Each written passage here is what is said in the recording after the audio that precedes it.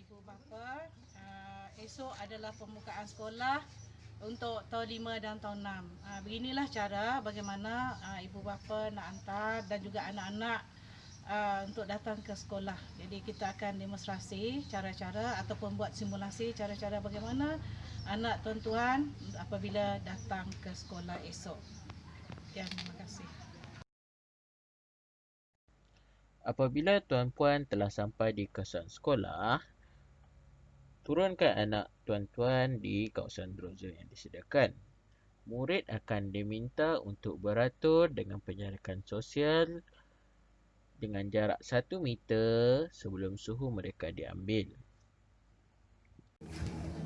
Apabila kita sampai di hadapan, kita akan ke kaunter saringan suhu terlebih dahulu. Setiap murid diminta untuk berbaris dan menanti giliran masing-masing untuk diambil suhu. Jadi, pengambilan suhu akan diambil murid demi murid. Guru yang bertugas akan mengambil suhu dan memberikan bacaan kepada petugas untuk mencatat suhu.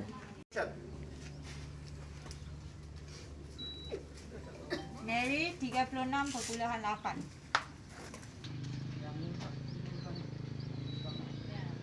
Suhu kamu tinggi, kamu duduk dulu di tempat transit ni.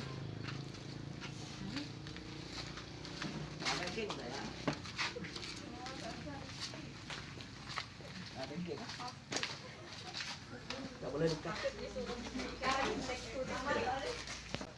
Bagi murid yang memiliki suhu badan yang lebih daripada 37.5, murid tersebut akan diminta diasingkan di tempat transit terlebih dahulu dan bacaan akan diambil 5 minit kemudian.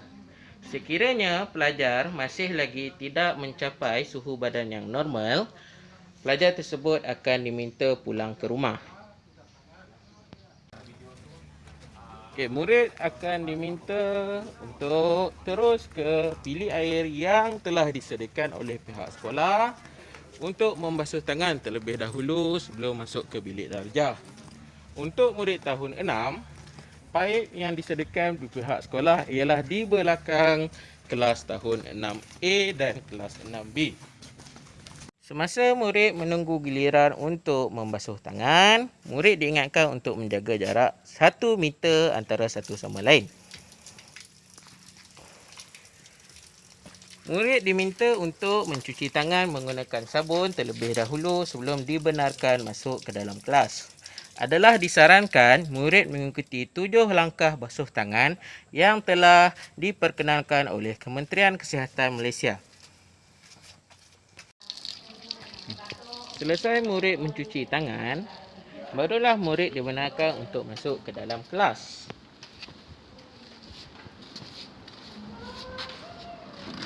Murid diingatkan supaya sentiasa menjaga jarak 1 meter antara satu sama lain semasa berada di dalam kelas.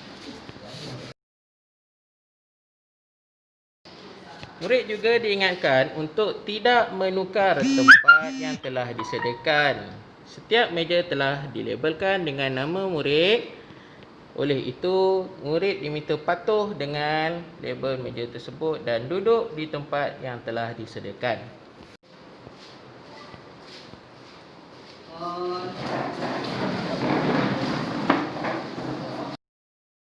Selamat pagi. Selamat pagi, cikgu. Okey, boleh duduk semua. Terima kasih, cikgu. Okey, apa khabar murid-murid? Sihat, cikgu. Sihat. Okey, baiklah. Bagus, semua sihat. Murid yang tidak hadir ke sekolah, tempat murid tersebut hendaklah dibiarkan kosong.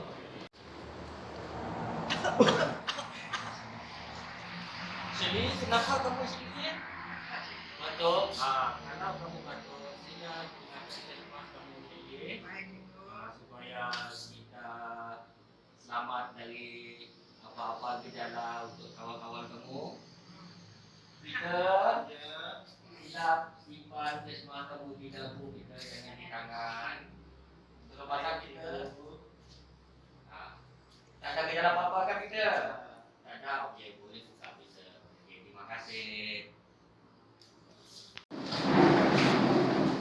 Terima kasih, Cikgu. Terima kasih, Cikgu. Selesainya sesi persekolahan, murid akan pulang ke rumah. Jadi, bagi setiap kelas yang mempunyai 2 pintu, hanya ada 1 pintu masuk dan 1 pintu keluar bagi setiap kelas.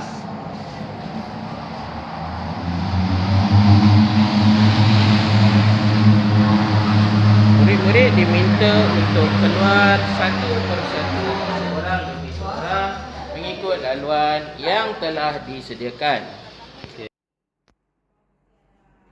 Salam sejahtera kepada semua ibu bapa.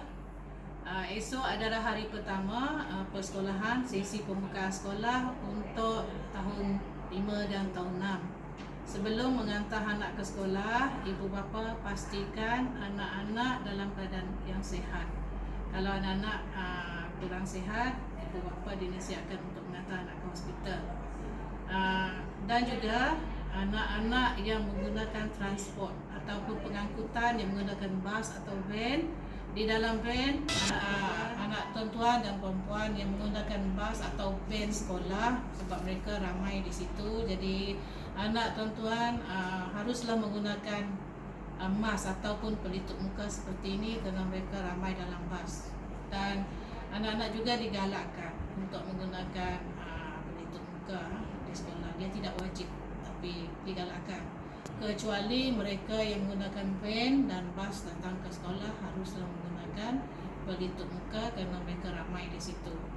Jadi yang lainnya saya ucapkan selamat bersekolah kepada anak tuan-tuan, dan kita akan sentiasa menjaga SOP supaya keselamatan anak tuan-tuan terjaga.